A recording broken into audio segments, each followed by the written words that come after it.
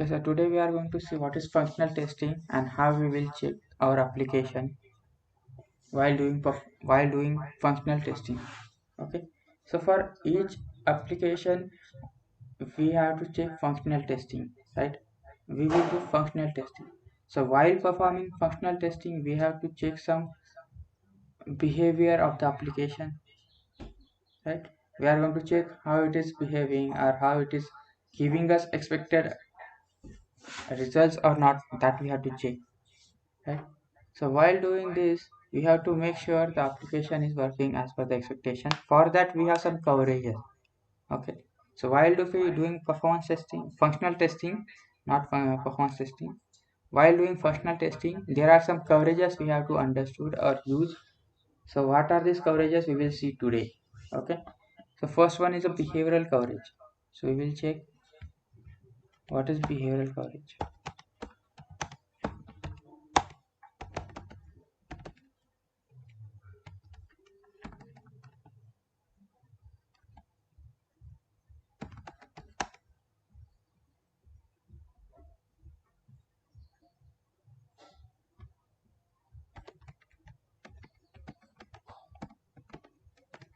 So what is behavioral coverage means?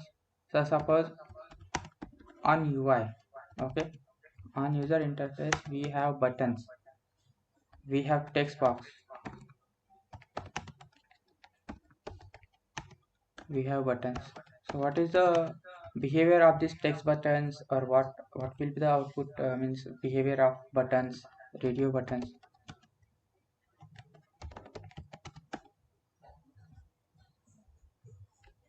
What is the use of text box? First tell me.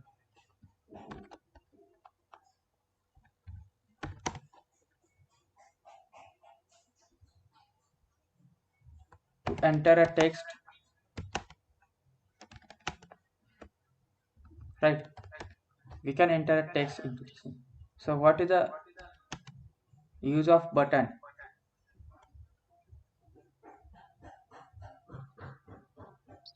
Perform operation. We can click, right? What is the use of radio button?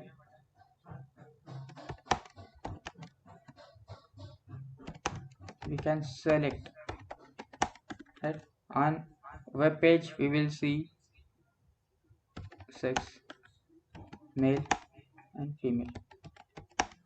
For that we have one separate, means two radio buttons, so we can select one from these two, right? So what is the behavior or what is the use of radio button? That we can see, we can select one radio button out of two, right? Yes or no? What is the use of drop down?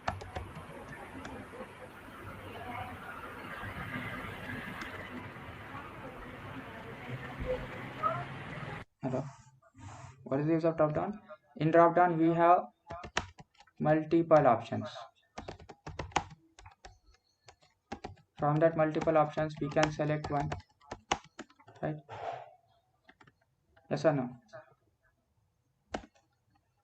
So in drop down, Yes, sir. suppose Marathi is there, Hindi is there, English is there.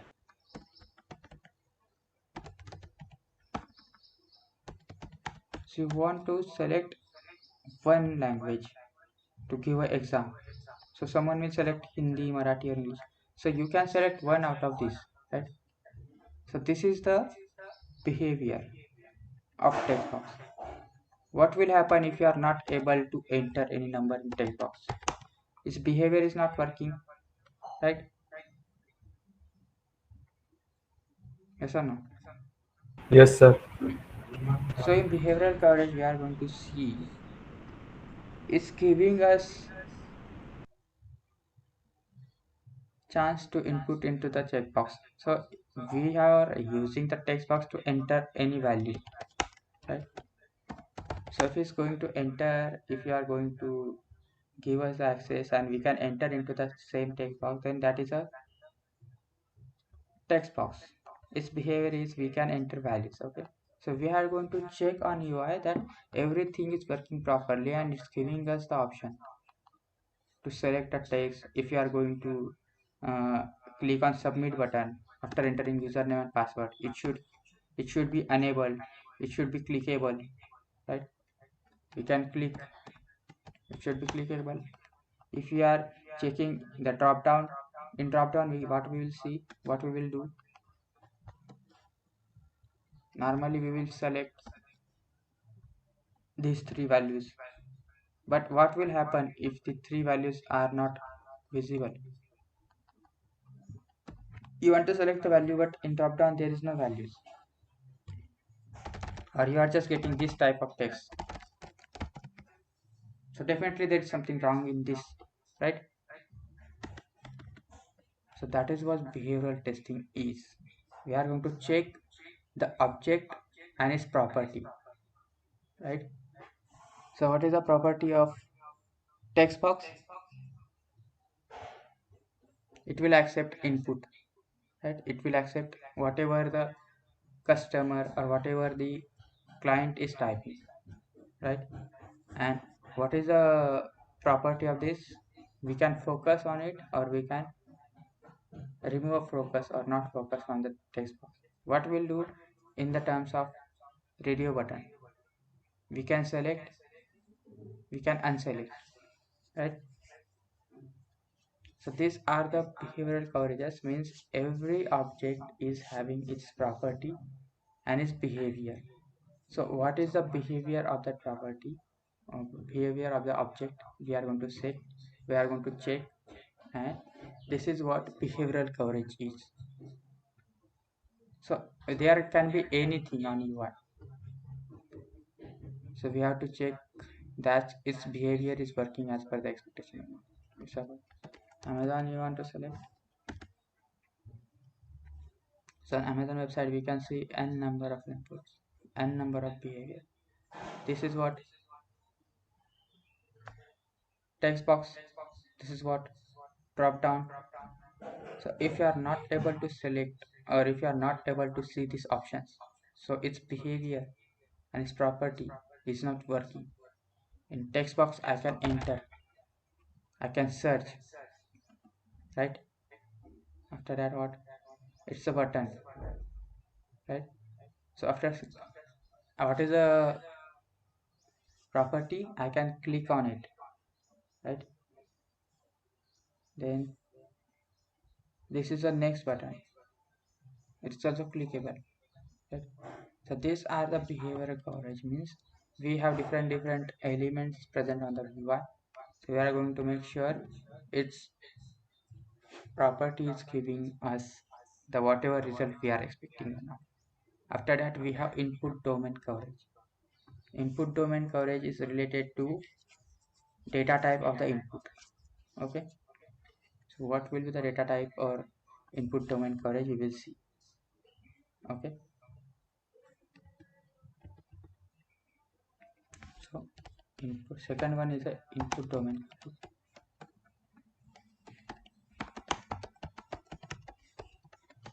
So input domain coverage is related to the data type of the application, data type.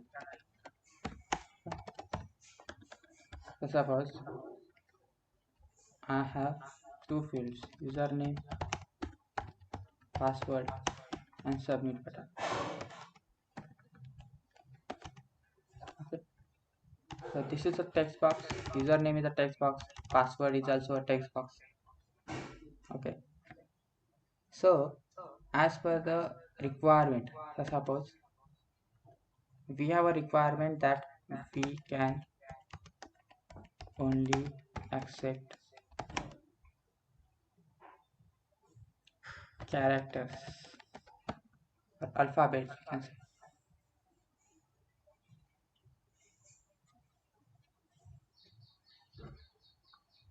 Characters I can say slash alphabets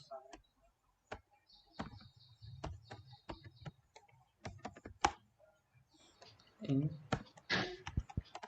username. Okay, and what about password? हम क्या कर सकते हैं password में, password में हम लोग capital letter डाल सकते हैं, स्मॉल लेटर्स यूज कर सकते हैं। ये रिक्वायरमेंट है अभी क्लाइंट, ठीक है। उसमें क्या है, और नंबर्स ऐड कर सकते हैं, स्पेशल सिंबल्स ऐड कर सकते हैं,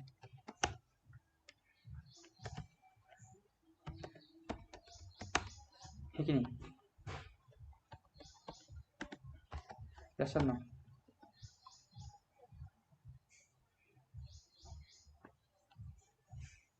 हेलो। Yes sir. तो यहाँ पे यस कुछ सर। रूल रहेगा, अगर यूजर नेम डाल रहे हो आप तो मिनिमम कुछ रूल रहेगा, है कि नहीं? यहाँ पे minimum 8 user name characters. 6 characters 8 characters का होना चाहिए, है कि नहीं? Yes sir.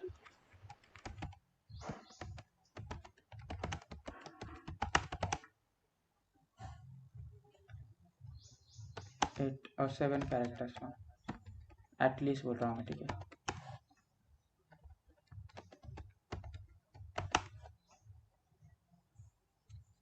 उसमें पासवर्ड में क्या हो गया, पासवर्ड में भी सेम कैरेक्टर मतलब इंफॉर्मेशन है, password should be 10 digits, 10 characters.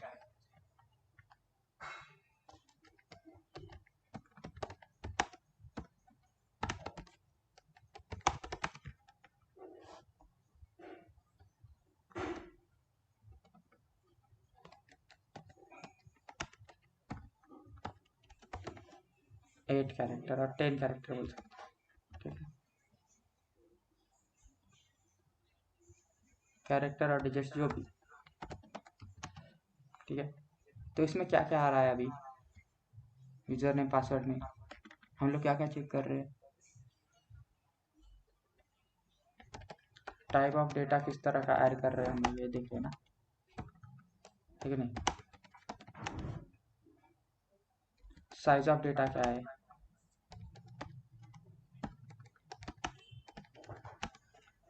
तो ये चेक करने के लिए हमारे पास 2 मेथड्स है कि एज पर रिक्वायरमेंट हमें जब टेस्टिंग करनी पड़ेगी, अभी मैं यूज़र नेम पासवर्ड के लिए चेक करने वाला हूँ, तो मेरे पास इतनी रिक्वायरमेंट दी है क्लाइंट ने, ठीक है। तो टेस्टिंग करते वक्त मुझे टेस्टिंग करनी है, तो मैं टेस्टिंग करने के लिए कुछ टेक्निक्स यूज़ करूँगा इसमें, इनपुट डोमेन कवरेज में उसे बोला जाता है PVA एंड ECP। PVA मतलब boundary value analysis, boundary value analysis and ECP, ठीक है। अभी बाउंड्री वैल्यू एनालिसिस है, तो बाउंड्री वैल्यू एनालिसिस में सिंपल से देखते हैं कि यूज़र नेम एंटर कर रहे हैं हम लोग, ठीक है। तो यूज़र नेम जब एंटर करने वाले हैं तो यूज़र नेम में हम लोग क्या क्या एंटर कर सकते हैं? सबसे पहले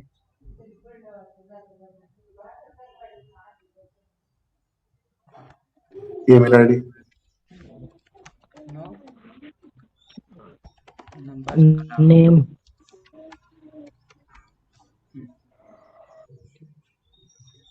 तो नेम तो एंटर कर रहे हैं, अल्फ़ाबेट्स तो हम लोग एंटर करेंगे, ठीक है। उसका क्या होना चाहिए, एटलीस्ट कितने होने चाहिए?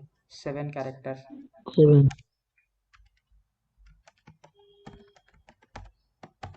ठीक है। क्या होगा अगर मैं 7 कैरेक्टर्स यूज़ नहीं करूँगा तो?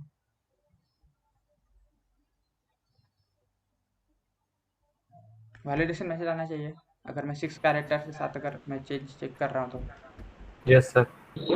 ठीक है। तो इस चेक करने के लिए मुझे कुछ बाउंड्री वैल्यूज़ लगेंगी, तो वो बाउंड्री वैल्यूज़ क्या रहेगी, और मैं इसके लिए इसके ऊपर यूज़र नेम के लिए किस तरह से बाउंड्री वैल्यू एनालाइज करूँगा, इसके लिए हमें कुछ यूज़ करने होंगे फार्मूलाज। तो वो 6 फार्मूलाज है, बहुत सिंपल से है, उसमें कोई रॉकेट साइंस लगाने की ज़रूरत नहीं है, लेकिन इसमें हम लोग देखने वाले हैं कि बाउंड्री वैल्यूज एनालाइज करेंगे। तो एक्चुअली क्या होगा, आपको अगर बताया गया होगा कि हमें टेस्टिंग करनी है, ठीक है, यूज़र नेम के लिए उसके ऊपर टेस्टिंग करनी है, तो हमारे पास 7 कैरेक्टर दिए गए हैं, तो हम लोगों को ज़्यादा से ज़्यादा टाइम उसमें ये करने की ज़रूरत नहीं है, टेस्टिंग करने की ज़रूरत नहीं। हमारे पास 6 कंडीशन रहेगी, जैसे कि mean max, mean plus 1, max plus 1, उसके बाद में मीन माइनस 1 मैक्स माइनस 1। सो ये फार्मूला सबसे पहले यूज़ करना है जब भी आपको कुछ कंडीशन दिया होगा, बीवीए निकालना है आपको किसी को ज़रूरत है, ठीक है। सो बाउंड्री वैल्यूनेस मतलब क्या है कि आपको चेक करना है कि what will happen if you are entering wrong inputs, ठीक है। तो अगर मैं मेरा क्या है एटलीस्ट यूजर नेम में कितना दिया है 7 कैरेक्टर्स दिया है, ठीक है। तो मैं 6 डाल रहा हूँ तो क्या होगा, सबसे पहले फार्मूले में डाल देना है, ठीक है। मैक्सिमम कितना है 7 है, मीन प्लस 1, मिनिमम कितना है 7, राइट। मैक्स का कुछ बोला नहीं है यहाँ पे, ठीक है। तो मैक्स के लिए भी लिख लेते हैं, ठीक है। Minimum 7 character and max 20 characters. ये इनपुट दिया गया है, ठीक है, कि यूज़र का नेम जो है वो एटलीस्ट 7 कैरेक्टर होना चाहिए और मैक्सिमम 20 कैरेक्टर होना चाहिए। सो मिनिमम वैल्यू है 6 यहाँ पे, मैक्सिमम वैल्यू है 20, मीन प्लस 1 कितना होगा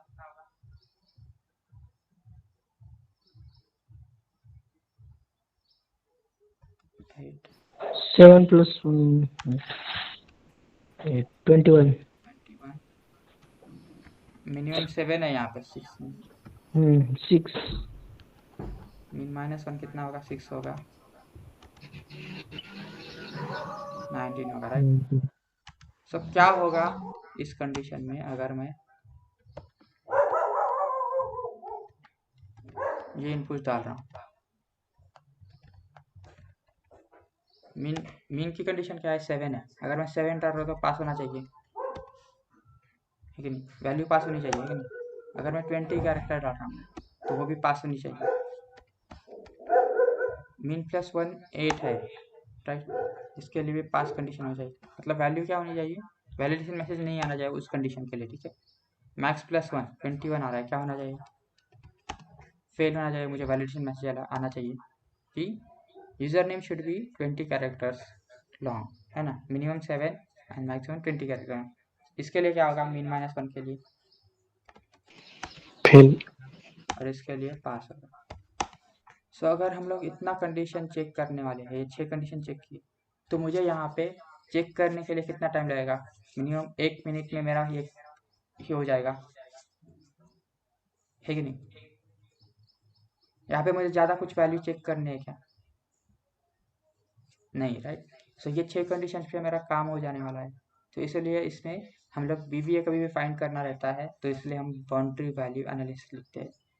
तो we are going to make sure कि हमारा जो रिक्वायरमेंट था वो मिनिमम मैक्सिमम इतना कैरेक्टर्स का था, और एज पर द रिक्वायरमेंट और application is working as per the expectation. If he still accepting 6 characters, if you are accepting 21 character in the user name, तो उस टाइम पे हम डिफेक्ट लॉक कर सकते हैं, है कि नहीं, क्लियर है। Yes sir. उसके बाद में आ जाता है इक्विवेलेंट क्लास पार्टीशनिंग।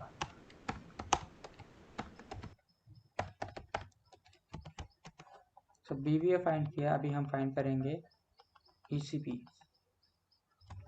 ठीक है। तो ईसीपी में क्या होता है कि एक्चुअली हम लोग कितना कैरेक्टर का डेटा ऐड करने वाले, तो हम लोग पासवर्ड फील्ड के लिए लेंगे अभी, ठीक है।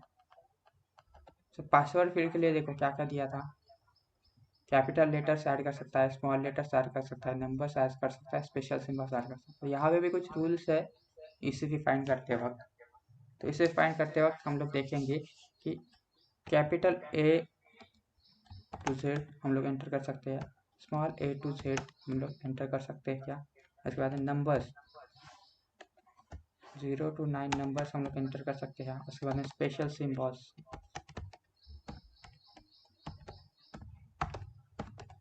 सिम्बॉल्स अलाउड है क्या या फिर यूज़ कर सकते हैं क्या, और उसके बाद में स्पेस। सो जैसे हम देख रहे थे पासवर्ड फील्ड के लिए, तो पासवर्ड फील्ड के लिए क्या था,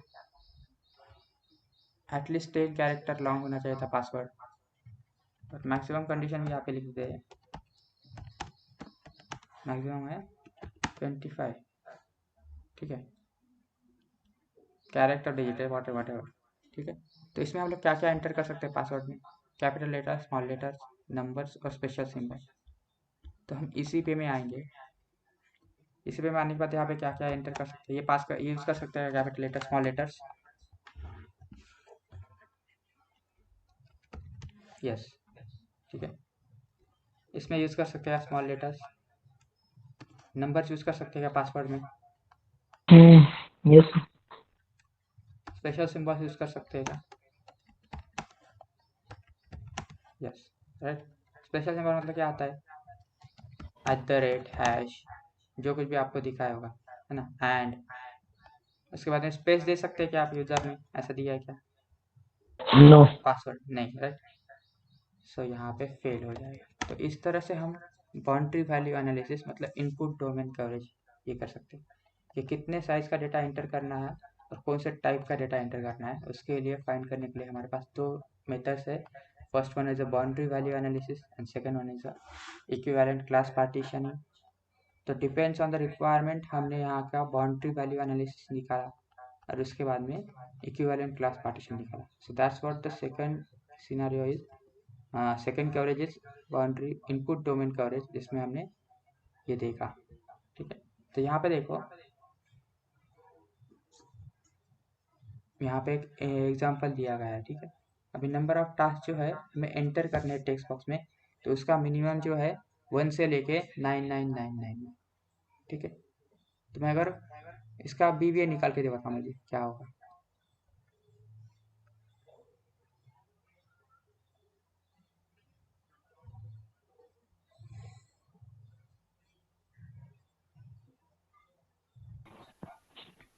तो इस वैल्यू डालने के बाद, इस तरह के 6 कंडीशन निकालने के बाद हमें एक्चुअली पता चलता है कि ये एप्लीकेशन में हमें इतने ही कंडीशन से सेटिस्फाई होगा हमारा, है कि नहीं। हमें जो टेस्ट करना है ये अभी अभी 1 मिनट में हो रहा है, तो हम लोग अननेसेसरी टाइम वेस्ट करेंगे क्या इस कंडीशन के ऊपर, इस रिक्वायरमेंट के ऊपर, नहीं। तो इसके लिए ज़रूरी है, नो। ठीक।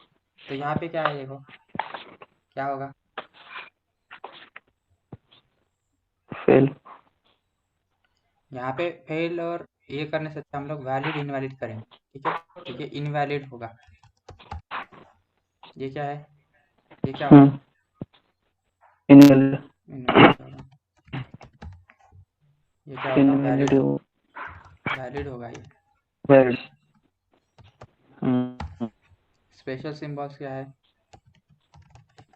इनवैलिड, और स्पेस भी इनवैलिड। Invalid, Invalid. वैलिड।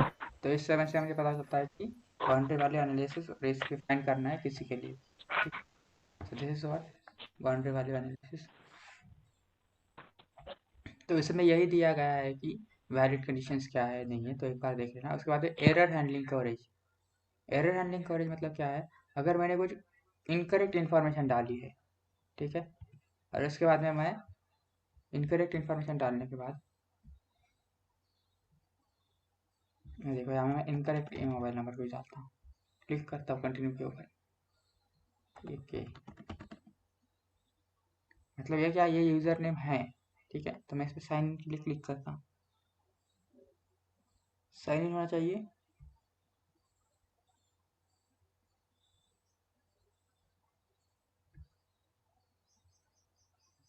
नहीं हो रहा है, मतलब क्या है, ये एरर हैंडलिंग कवरेज है, ये एरर मैसेज थ्रो कर रहा है। पासवर्ड।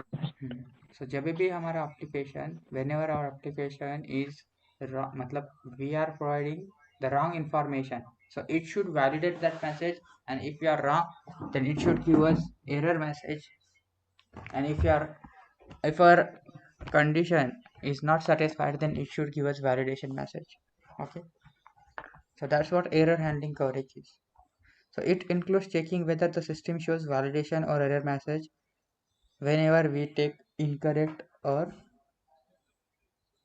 जो भी स्टेप्स रहेंगे, जो भी इनकरेक्ट स्टेप्स रहेंगे, या फिर हम लोग कुछ इनकरेक्ट बिहेवियर कर रहे हैं, तो वो सिस्टम ने वैलिडेट करने चाहिए, हमें एरर मैसेज देना चाहिए अगर हम लोग गलत है, तो अगर वैलिडेशन मैसेज आना चाहिए अगर हमारा कुछ इन्फॉर्मेशन गलत हुआ है, ठीक है। जैसे कि इन कंडीशन में होगा, यहाँ पे देखो एरर मैसेज आया है, ठीक है। उसके बाद में मैं क्रिएट अकाउंट करता हूँ। यहाँ पे क्रिएट अकाउंट के लिए मैं कुछ इन्फॉर्मेशन गलत डाल रहा हूँ यहाँ पे, ठीक है। जैसे कि यहाँ पे 6 डिजिट दिया है, मैं सिर्फ 2 ही डिजिट डाल रहा हूँ, 3 डिजिट। तो यह आ गया validation message. So this is what validation message is. And इसके पहले जो देखा था हमने वो था एरर मैसेज, ठीक है, क्योंकि हमने गलत इनपुट डाला था और ये किया था, इसलिए उसने ये नहीं किया, ठीक है। It is known as validation message because its validates user action depends on the provided inputs. Example, validation message for incorrect username और password, ठीक है। उसके बाद में आ गया बैकएंड कवरेज। सो बैकएंड कवरेज क्या रहेगा? हम लोग डेटाबेस में डेटा सेव करते हैं, राइट? Yes. तो हर बार मैं कभी समझो कुछ एंटर कर रहा हूँ, मेरा समझो यूज़र नेम पासवर्ड लॉगिन किया मैंने, कोई ऑर्डर प्लेस किया है मैंने, ठीक है, कोई भी ऑपरेशन करने दो मुझे यूआई पे। तो यहाँ पे हमने तीसरा भी सीख लिया है। थर्ड वाला क्या था? एरर हैंडलिंग कवरेज था, राइट? एरर हैंडलिंग कवरेज था। फोर्थ वाला बैकएंड कवरेज है, ओके।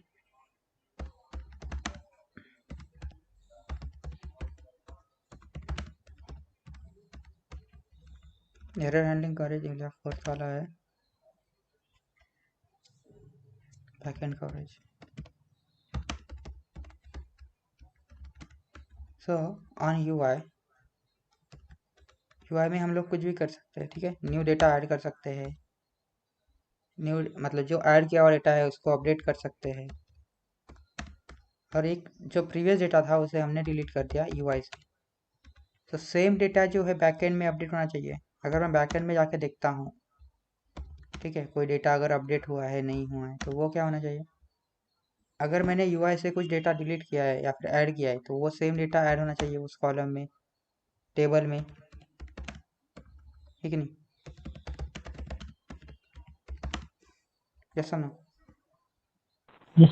अगर मैंने अपडेट किया है डेटाबेस, मतलब अपडेट किया है यूआई से, फिर 10 वैल्यू थी, समझो मेरा नाम समझा, हाँ पंकज है मेरा नाम, ठीक है।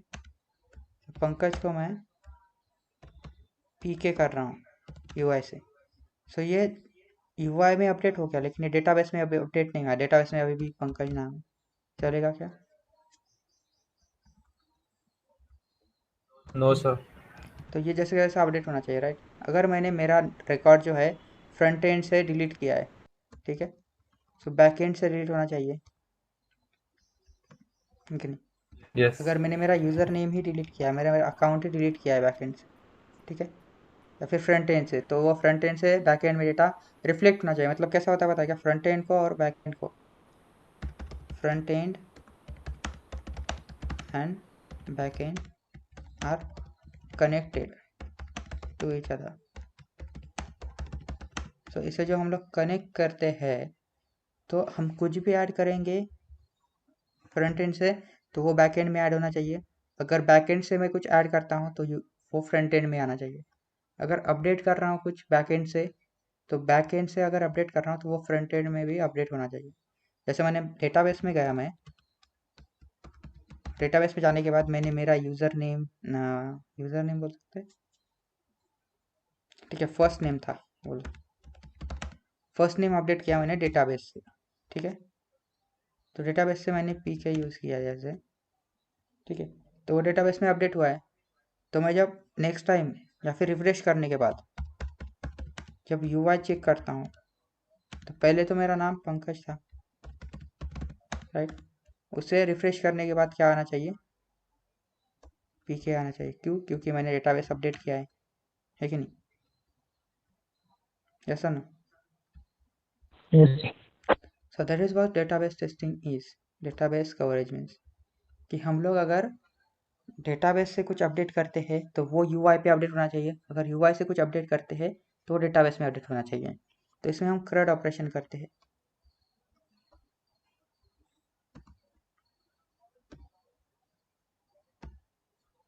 CRUD ऑपरेशन में क्या क्या होगा? क्रिएट, न्यू डेटा क्रिएट करना,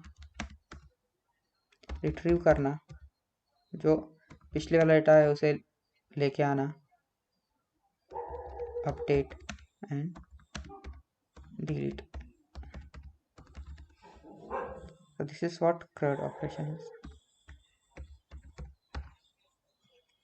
Create, retrieve, update, delete. तो ये सब करके देखना है हमें कि we are going to make sure whatever we are working or whatever we have updated on UI, it should be reflected inside the database on particular table.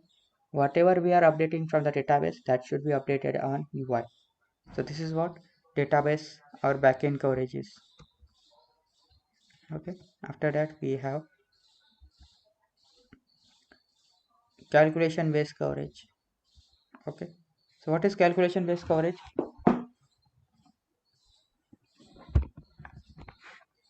So on websites we can see many offers and all.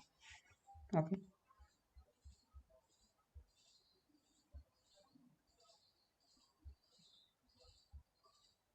अगर मैं कुछ order place करना चाहता हूँ, ठीक है,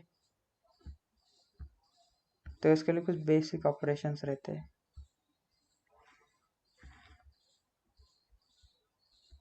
देखो अभी मुझे ये एयरफोन या फिर एयरपॉड्स खरीदने हैं, ठीक है, तो मैं सबसे पहले इन्हें सेलेक्ट करूँगा. ठीक है, मैंने इसे सेलेक्ट किया. क्वांटिटी अगर मैं 2 कर रहा हूँ तो क्या होगा? प्राइस मल्टीप्लाई बाय 2 होना चाहिए. लेकिन ऐड टू कार्ट करता हूँ. यहाँ पे हमारे पास कुछ कूपन रहता था, ठीक है, जिसमें मुझे 100 रुपीज़ ऑफ होने वाले थे. तो मैंने अगर वो चेक किया है, ठीक है, कूपन 100 रुपीज़ वाला, और मैंने ऐड टू कार्ट किया, ठीक है, फिर मेरा प्राइस कितना हो गया? 2 का प्राइस कितना है?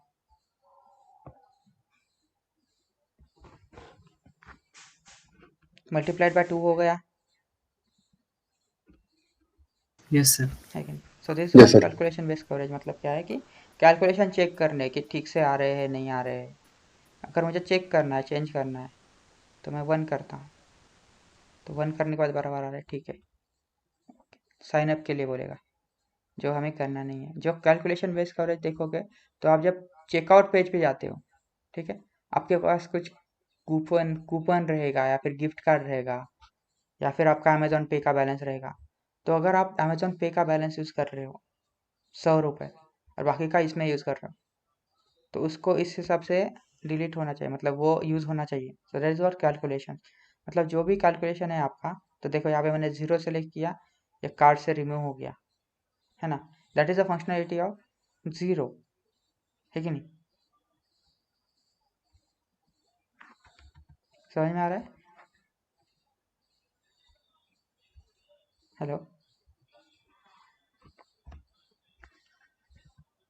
सो that is what Yes, sir. Calculation based coverage means. So हमें कैलकुलेशन देखने हैं. So fifth one is a calculation based coverage.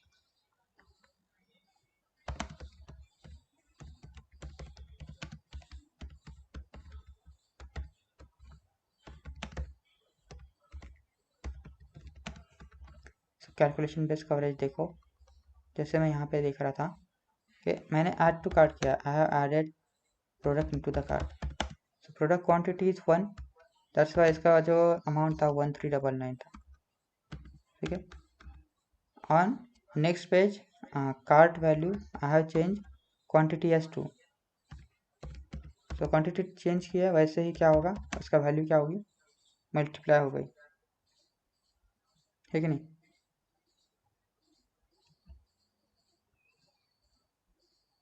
Yes, sir. तो इस तरह से कैलकुलेशन रहेगी. अभी आप जब when you go on checkout page, तो चेकआउट पेज पे आप जाते हो, so you will see too many options like you have Amazon पे,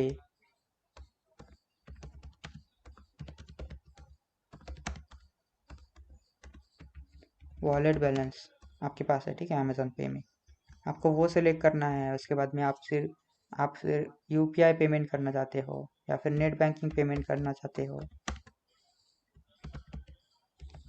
उसके बाद आपके पास कुछ कूपन है, ठीक है, आप कूपन से यूज़ करना चाहते हो, फिर आपके पास अगर गिफ्ट कार्ड रहेगा तो अगर गिफ्ट कार्ड से यूज़ करना चाहते हो, कूपन यूज़ करोगे तो वो अमाउंट माइनस होना चाहिए, है कि नहीं। So this is what calculations, ठीक से कैलकुलेट हो रहा है कि हमारा जो आना चाहिए अमाउंट, तो वो calculation based coverage as per the आपका जो एप्लीकेशन है उसकी जो भी फंक्शनैलिटी है उसके हिसाब से पूरे कैलकुलेशन जो है नॉर्मली बराबर होने चाहिए। ऐसा नहीं हो रहा है कि अगर 1500 आना चाहिए तो वो 15,000 1500 तो 3 दिखा रहा है कि नहीं। So that's what calculation based coverage. उसके बाद में आता है फर्स्ट वाला था, मतलब ये था सर्विस लेवल कवरेज। तो देखो यहाँ पे हमें एक प्रोडक्ट ऐड करना था, मतलब प्रोडक्ट क्या करना था, ऑर्डर करना था। तो यहाँ पे मैंने क्या किया,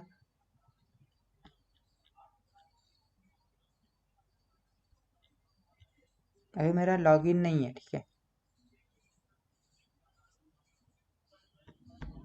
मुझे ये शूज़ खरीदना है। ओके देखो इस पे क्या है, 5% ऑफ है, ठीक है, ये कूपन है इसके साथ। तो मैं अगर ये प्रोडक्ट ऑर्डर करता हूँ तो यहाँ पे देखो अप्लाई 5% ऑफ, तो 480 का 5% ऑफ होना चाहिए उस पर, है कि नहीं। Yes. अब इसकी फंक्शनलिटी देखो, मैंने ऐड टू कार्ट कर लिया, गो टू कार्ट करता हूँ, प्रोसीड टू बाय कर रहा हूँ।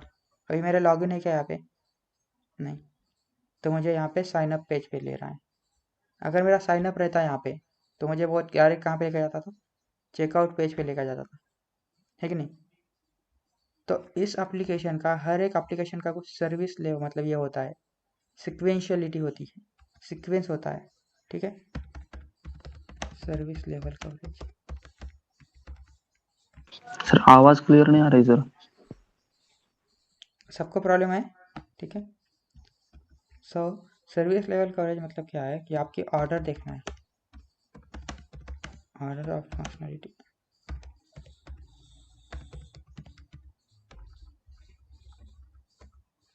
तो समझो मुझे ऑर्डर प्लेस करना है, ठीक है। तो सबसे पहले मैं क्या करूँगा,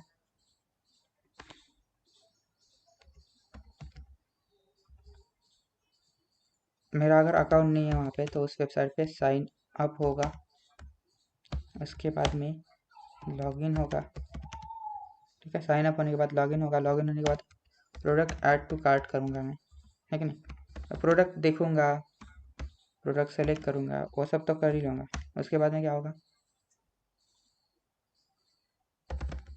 चेकआउट पेज, उसके बाद में ऑर्डर प्लेस, पेमेंट,